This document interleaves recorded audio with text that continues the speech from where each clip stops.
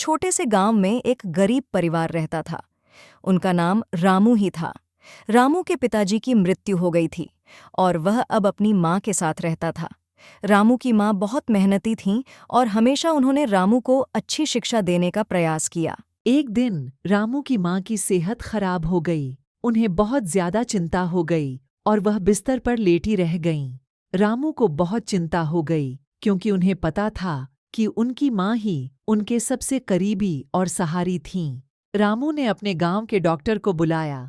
Doctor ने कहा, तुम्हारी माँ को एक बड़ी बीमारी है और उसे अच्छी चिकित्सा की आवश्यकता है, लेकिन इसके लिए बहुत पैसे चाहिए होंगे। रामू के पास पैसे नहीं थे, लेकिन वह अपनी माँ के लिए कुछ भी करने को तैयार था। उसने सोचा कि वह अपने गांव के लोगों से मदद मांग सकता है।